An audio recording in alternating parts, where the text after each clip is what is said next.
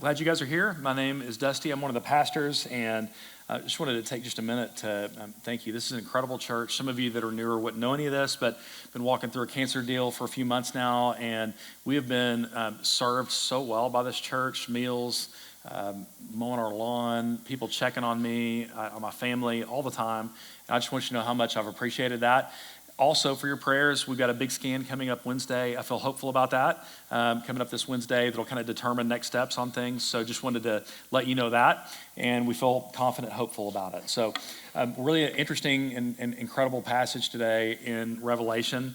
And so I'm just gonna walk back through these verses that Shayla read and then move beyond that. So let's go and read verses 1 and 2 and chapter 5 of Revelation. It says, "Then I saw in the right hand of him who is seated on the throne a scroll written within and on the back, sealed with 7 seals. And I saw a mighty angel proclaiming with a loud voice, 'Who is worthy to open the scroll and to break its seals?'"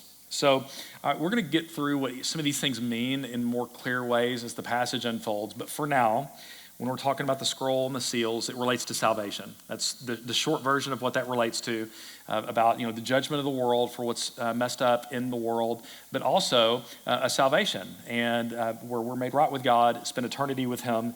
And who's the one that's worthy that can break the seals on this and bring salvation to the world? Is anyone worthy? This is the question that's being posed here.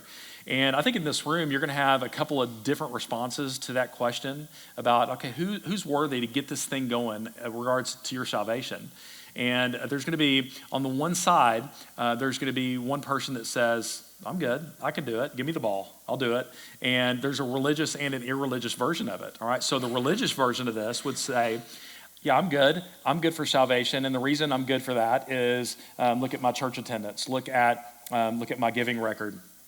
Look at the good things I've done for people. Look at whatever." I mean, this is the nature of religion. Typically, is if you do these things, you do these inputs, and you perform with the big ticket items of your religion, then hopefully the scales kind of weigh in your favor, and he, maybe at the end, God looks at you and he's like, fine, close enough, that's good, it's a little 51% good, come on in.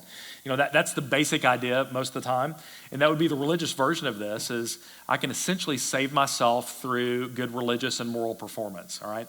Now, there's an irreligious version of this where perhaps some of these categories are denied altogether. So you might say, I'm not so sure there's a thing called sin, that something that would be an offense to a holy God, or a denial of that there would be a holy and a just God that would be displeased with ugly and wicked things that are done. And you might deny those categories. You might deny that there's an afterlife or a heaven, and that we're just chemistry in motion, and that we kind of just will dissolve eventually, and those kind of things. There'll be a different ways of denying some of those categories, but whether you come through it through religious or irreligious means, that someone could say, look, I just think I can self-save, that I don't need someone to go between me or for me or ahead of me in regards to this. Like, I can open the seal, metaphorically speaking. The other extreme of this would be the opposite side of someone that's like, well, it's not me that's worthy, for sure, that there are a lot of us that feel unworthy, not only of God and His love, but feel unworthy of love even from people.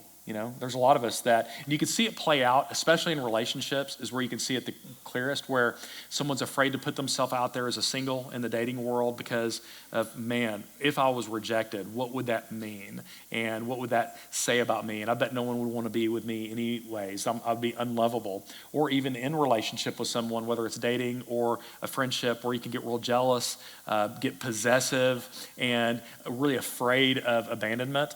And even if that person hasn't given you any reason for that in their relationship.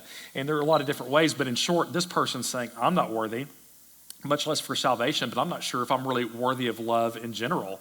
So there are these different answers, but this is the question, like, who's worthy to break the seals and open the scroll of salvation? Like, who could do a thing like that? Verse 3, "And no one in heaven or on earth or under the earth was able to open the scroll or to look into it.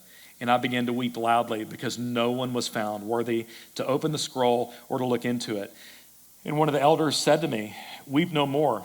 Behold, The Lion of the tribe of Judah, the Root of David, has conquered so that he can open the scroll and its 7 seals. So let's just stop for a minute. I want to talk big picture of Revelation because, when I was a beginning, I guess you could call it student of the Bible, as a new Christian, but man, let's even forget new Christian. I'm talking like decades into my Christian life, even after going to seminary. I gotta be straight with you. When I start reading Revelation, first 3 chapters, all good to go. All felt like other things you might read in the New Testament, Ephesians, Philippians. It was letters to 7 churches. It kind of has that vibe. But what's interesting is, you start, chapter 4 and 5 and beyond, that it would just get real spooky to me, and I'm like, I don't know what's happening here anymore. And I might finish reading it, or I might not, but I just get real confused, like, yeah, this is way over my head. And then there was all these people battling, out there about what it means and all those kind of things. So I'm like, I don't know. I'm just going to move on into something I can understand. Maybe you can relate. So one of the things I'm hoping is that we can just kind of bring Revelation back down and even just consider why this letter is written at all to the church. All right, so here's the case I'm going to make, is that I'm going to make a case that there's not, and this was some of the things I learned as I was prepping for Revelation, like 6 months ago, 9 months ago, is that I had not considered before, but it's true, that there's really not any new information in the book of Revelation. Not one new thing. Like you couldn't have learned like that doctrine or idea from another book of the Bible. Like for instance, other books of the New Testament will tell you that Jesus conquered sin and death. That language was used in these verses, that he ransomed. You'll hear that later, that he ransomed sinners from sin and death and judgment with his death on the cross and resurrection from the dead. That other parts of the New Testament will tell you that Jesus is worthy. He's worthy to bring salvation to the world. Other parts of the New Testament would tell you that that judgment is coming and scores will be settled. Other parts of the New Testament would tell you that he's coming again and he's going to make everything right, that God is holy. You would learn all of these things from other places in the New Testament.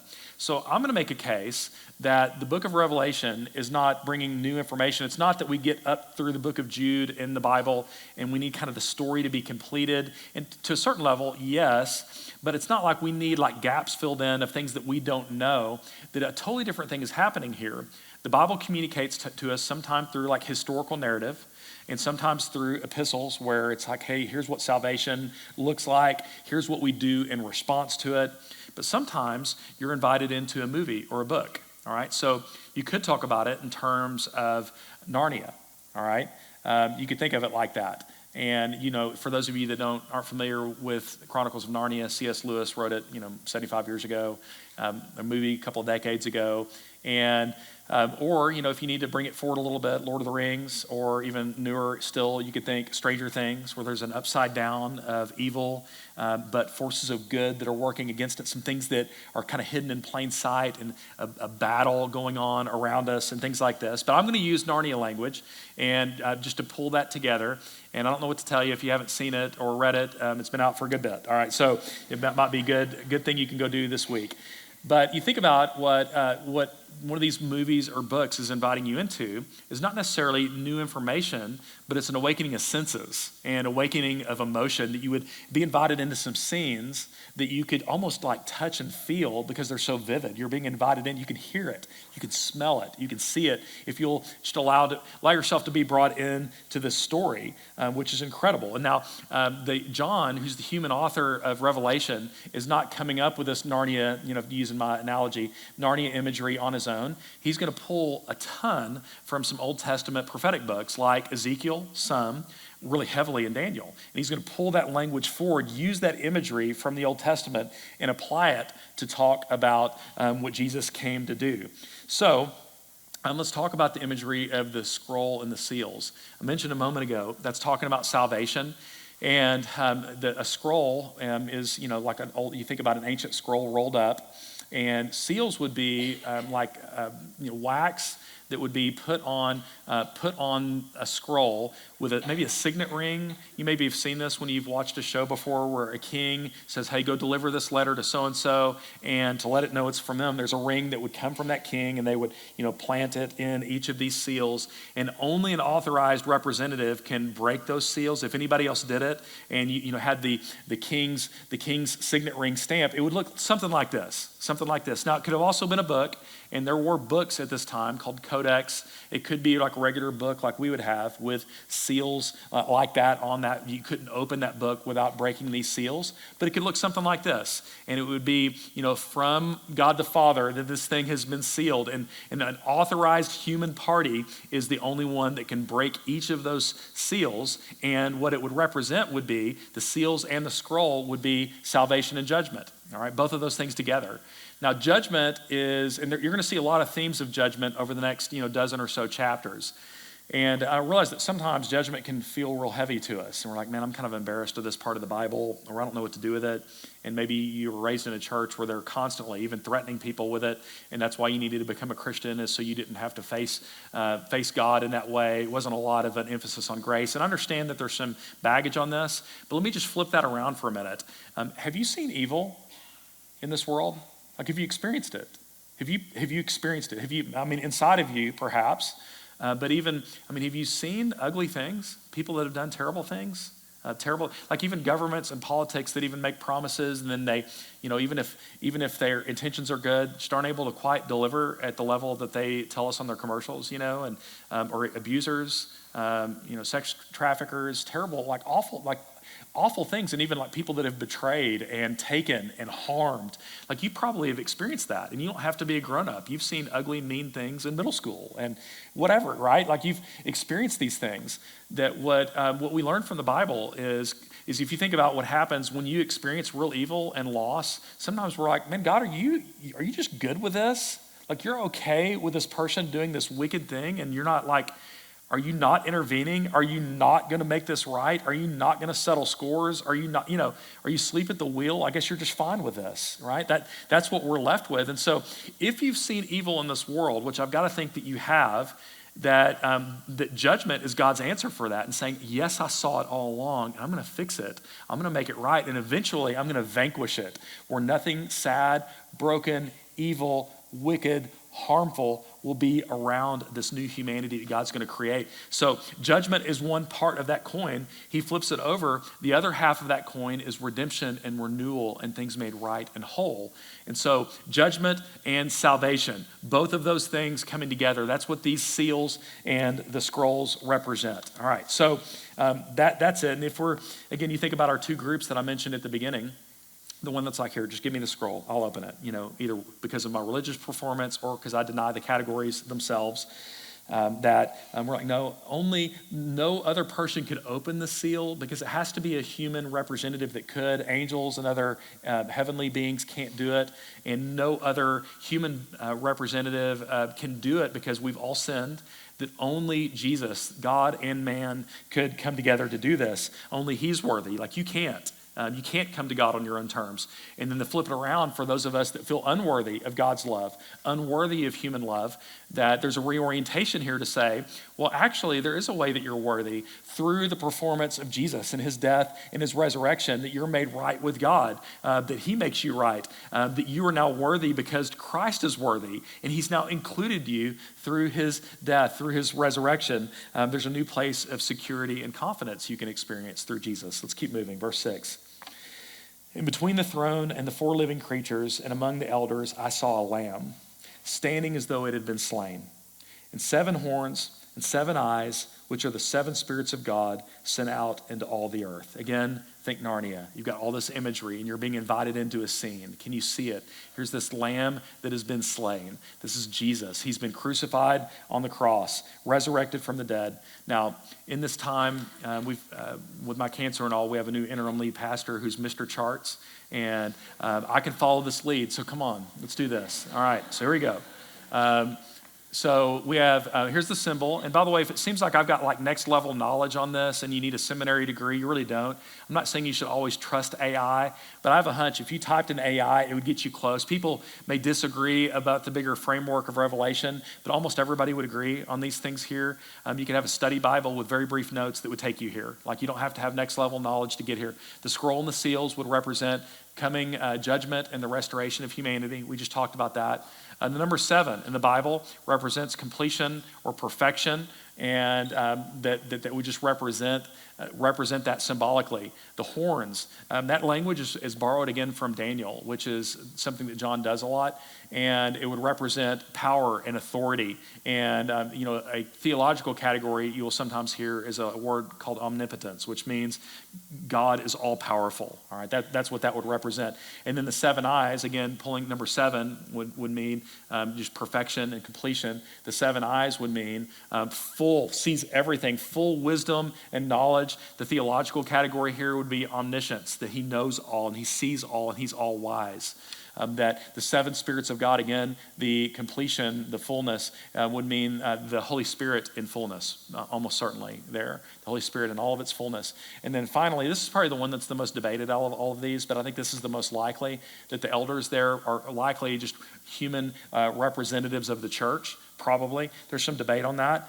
So these are some of the categories, and you're being invited into a scene just to see and to hear that who is worthy? Is there anyone worthy that can do it? John starts to cry. One of the elders says, hey, it's okay. Somebody's able to open it. Jesus, he's the lamb that was slain. He's worthy. He can open it. He comes from the line of David, that he's the Messiah that would come from David's lineage as promised. Like he's the one. He's the lion and the lamb. And on that note, just even this graphic here will help us because you've had both of this language that's introduced now. And this is really important, because a lot of times we tend to only focus on one of these, but Jesus has talked about both of these things. He's the lamb that was slain, that meekly came into this world as a baby, lived, obeyed all of God's laws, died on the cross, was often mistreated, often ignored, and but ultimately killed on the cross. And he was the lamb that came to lay his life down for all that would believe. All right, so he's the lamb. He's full of grace. He simultaneously is the lion, and he comes to bring justice. Both of these things are part of what we mean even here when the scroll of salvation, once these seals are broken, that the scroll of salvation, judgment and grace both being brought, and there's not a division within him. It's not like we've got Old Testament God, lion, New Testament God, lamb. He's both of those things at once. There's kindness, there's grace, and there's fierceness. Again, if you think Narnia, think Aslan there on the lion. He'll show his teeth. He's angry when his people are hurt, whenever his rule is, when there's rebellion, and there's a fierceness about him that are both there right alongside of him being the lamb. Verse 7. And he went and he took the scroll from the right hand of him who is seated on the throne.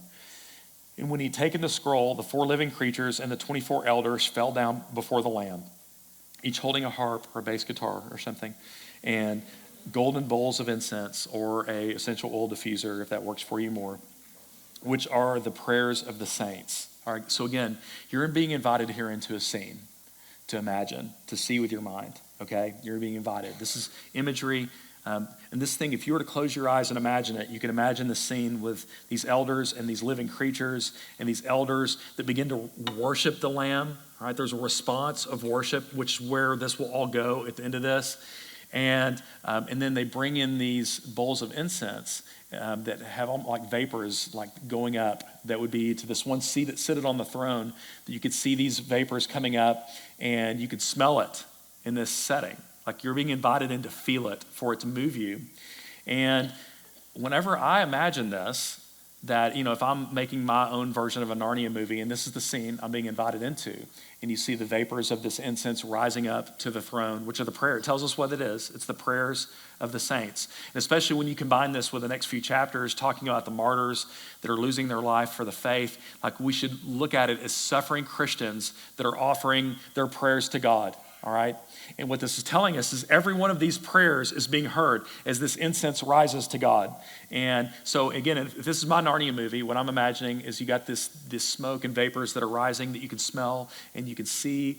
And what I would imagine is, one of these little plumes of smoke and kind of going up and being seen and heard by the Father is, an 8-year-old that's praying for her mommy. God, will you help my mommy? She's sick. Would you help her? And it'd be that. It would be someone that is about to be executed for their faith in maybe among an unreached people or a hostile regime or a group of people that are hostile to the Christian faith, and they're saying, God, would you deliver me? Would you help me? Would you help my family? Would you intervene right here?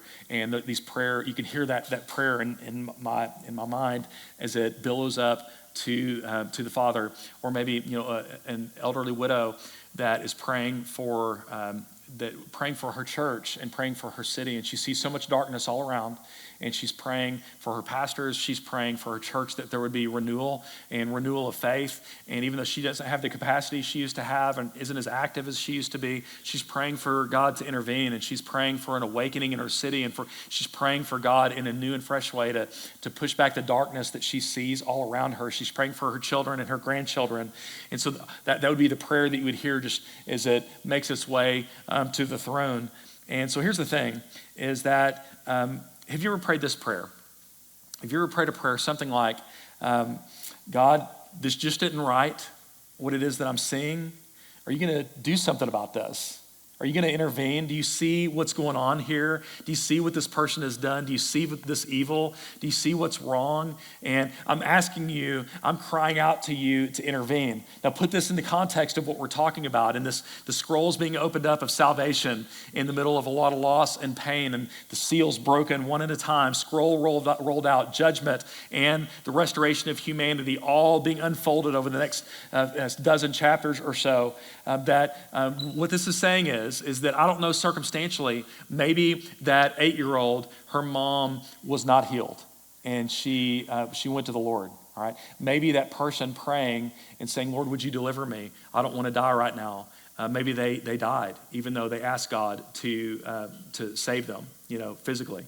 And that widow, there's some things that she saw while she was praying, gratefully, that God was at work in the church, and there's some people that were saved, but it wasn't at the scale of what she was asking for.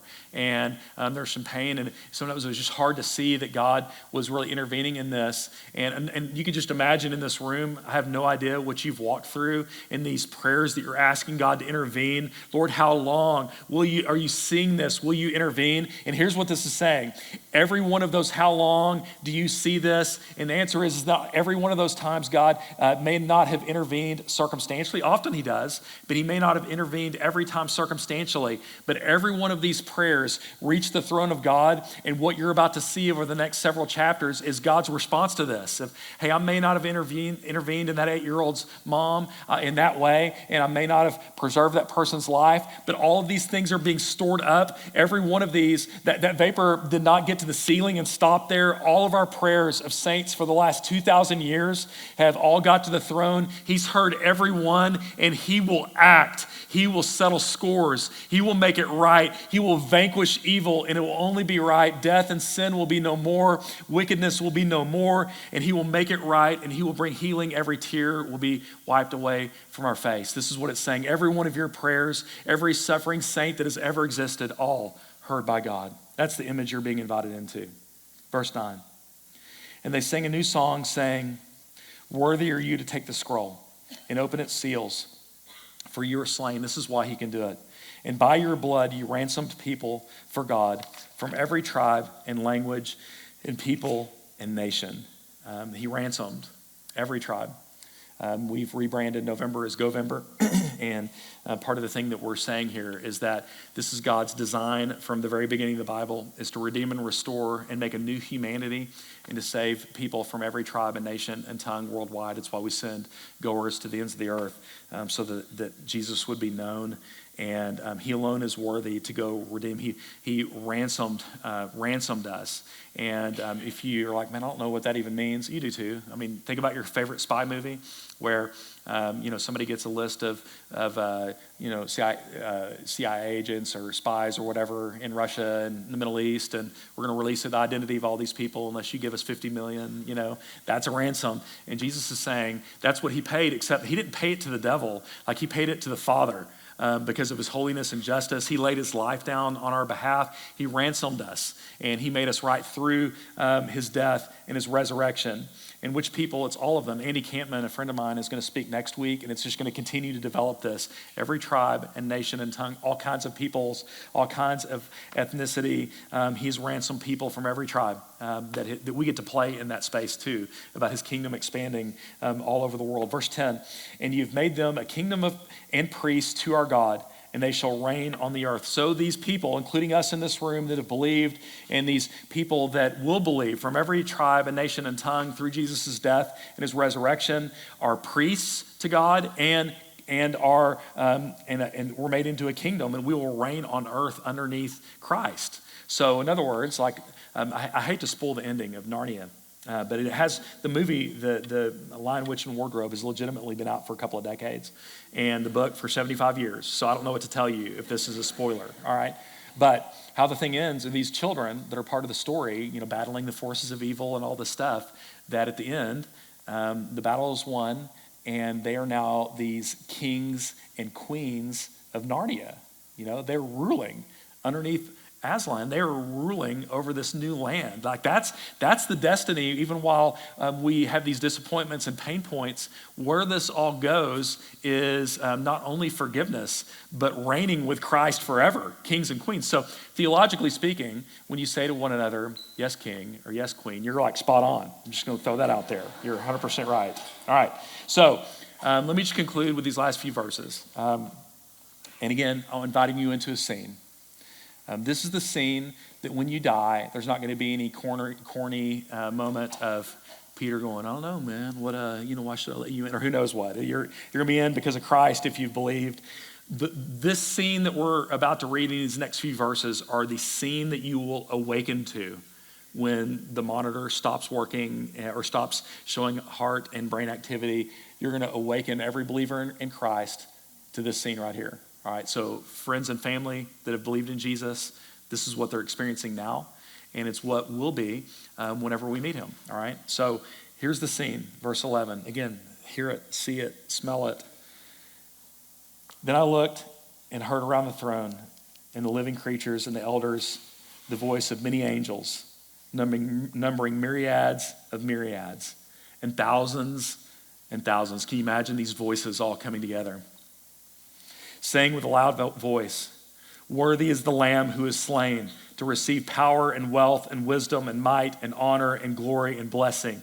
And I heard every creature in heaven and on earth and under the earth and in the sea and all of them, all that is in them, saying, to him who sits on the throne and to the Lamb be blessing and honor and glory and might forever and ever. And the four living creatures said, amen, which means I agree, yes. And the elders fell down and they worshiped. So here's the thing. This is the scene that awaits. Kings, queens, ruling. This is what awaits us. Evil and pain and loss finally sent away. Death finally sent away. All the sad, broken things that you've ever experienced, all sent away. Now ruling and reigning with Christ, with him forever. This is where it all goes. So the only right response for us right now, where we are, would be exactly what you saw these elders do, and that's to worship. That's the right response, to a God that's worthy and no one else is worthy. We can't, through our religious performance or anything else, that we are invited in through the Lamb that was slain and the ruling Lion, over all of creation. So I want to invite you, let your incense and our worship rise to God in our worship, and with everything you got, pour out your praise and your honor of him, and acknowledge that he alone is worthy. And that's true because of what Christ has accomplished. Let's stand if you're able. Let me pray. Lord, would you do this in us? Would you awaken many to faith? Would you encourage the brokenhearted and the discouraged that are just seeing the effects of our broken world? That maybe that's all they can feel and see. Lord, thank you that you're going to make it right. Thank that you're going to address evil. Lord, thank you that you're going to redeem and restore. Thank you for Christ, who alone is worthy on the basis of who he is and what he's done on the cross. Lord, thank you. And would you stir our affection and our worship right now. And I pray this in Christ's name. Amen.